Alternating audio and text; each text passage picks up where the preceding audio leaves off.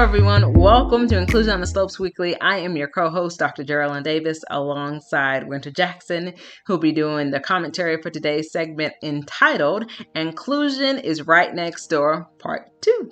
So I'm excited about this week's core value, for we are focusing on growth focused and what it means to be growth focused.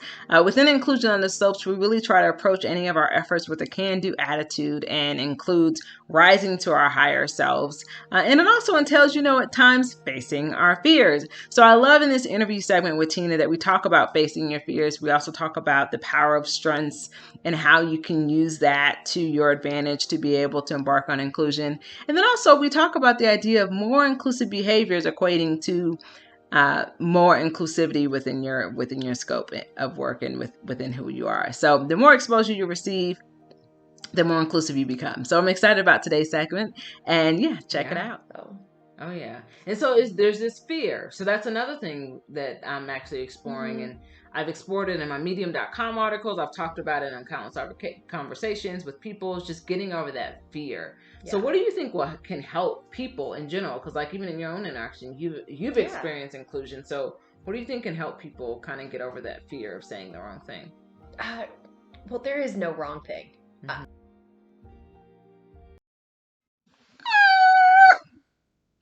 Now, correction. You can say the wrong thing. Okay? And the reason being is because just because you deliver a message does not mean the receiver will receive that message. So therefore, you are wrong in your delivery as well as being wrong in your messaging. And often in inclusion, this is what occurs most often, is that people deliver or make a statement and they are not aware that the other may not receive that message. So therefore, there's an inaccuracy in the messaging. I'm sure Dr. Davis will clarify. So let's take a look at how she fixed this issue. Yes, I'd like to learn more. Go ahead, Dr. Davis. Fix this if you would. There is genuinely no wrong thing if your intent is good. Mm-hmm. And I think people know that. Yeah. It might take people getting out of their comfort zone to do it, but there's also in terms of companies and even when you're working in a group project or you're trying to work and figure out who's your best client to match, you should work to each other's strengths. And it's pretty obvious. Yes. You can tell when someone's strength is just communicating or eager to meet new people. So if you put them in the right environment, I think that stems it, and it just trickle effects after that. Yeah. One person sees that, and then they end up wanting to be friends with you too, and then you grow, and you merge groups. That's what happens. So now I would like to apply some context. What Tina is referring to is also known as osmosis. So what happens is the behaviors, by being around others that are demonstrating certain behaviors, you naturally begin to absorb those behaviors unbeknownst to yourself. What happens, it embeds in your subconscious mind as a behavioral trait, and unbeknownst to yourself, because of this constant repetition, you are then socially conditioned, also known as socialization, which is very helpful in understanding how you can recondition yourself to be inclusive. Yes. Let's learn a little bit more about what Dr. Davis has to say. Mango.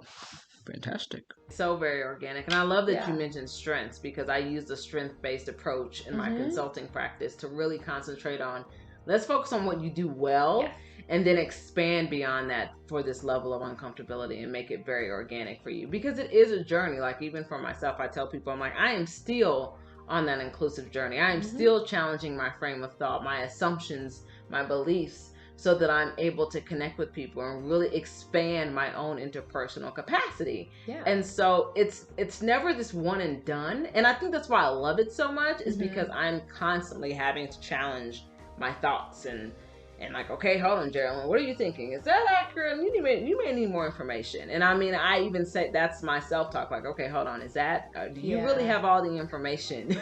Like, you need more information before you make a snap judgment. And so I love that you mentioned that. Yeah. I think it's helpful to also just be naturally curious. Yes. If you want to learn, you'll learn. And one way to kind of think about it is, are you happy with the perspective you have? Is it also an inclusive perspective? Like, do you consider other perspectives? Do you have friends?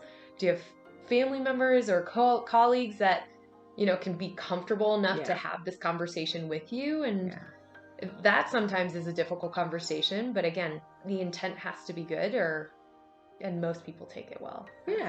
I think so. And I think even leveraging that intention for impact. So it's like, okay, understanding that I may have intended something, but how do I continue to create impact and shift that behavior? So it becomes cyclical in a sense. Like, you kind of get it's a feedback loop. I call it a triple feedback loop. That's just my own personal opinion.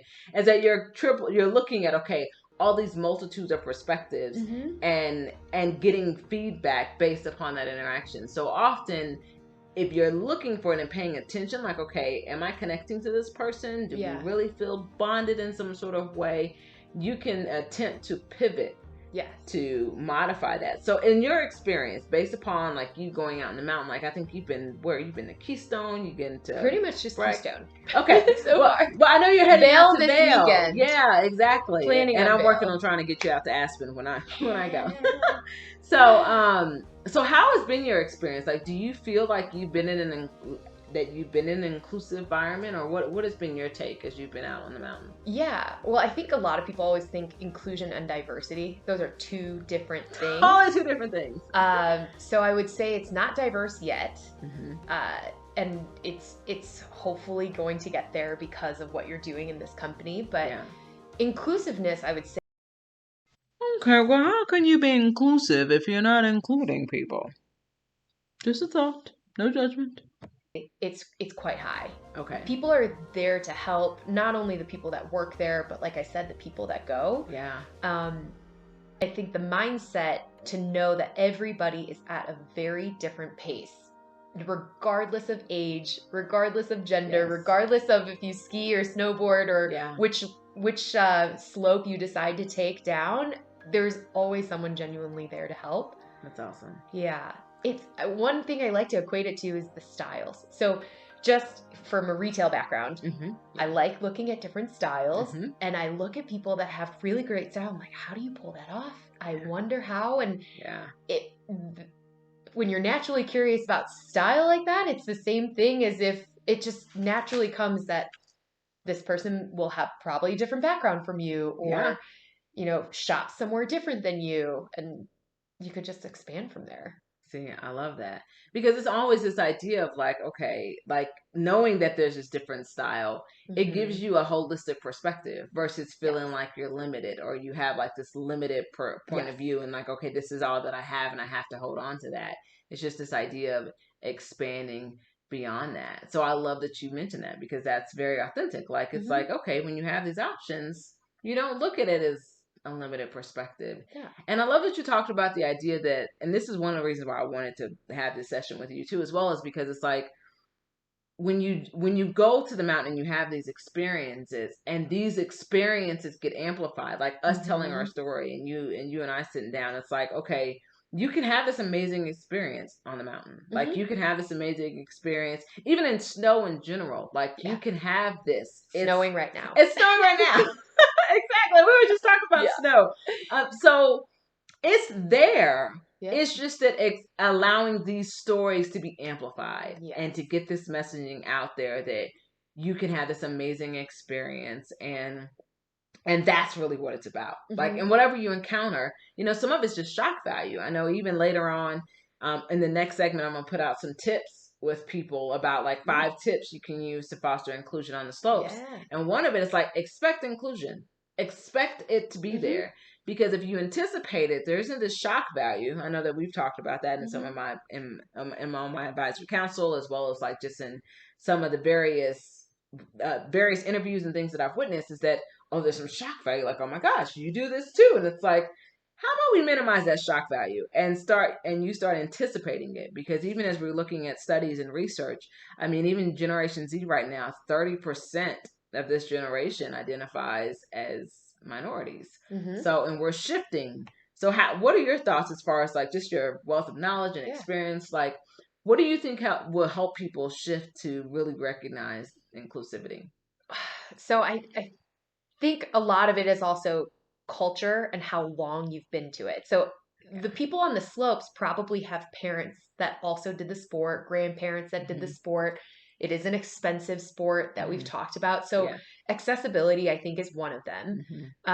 The second is your own stigma against it. Because I know our family immediately said, we don't ski.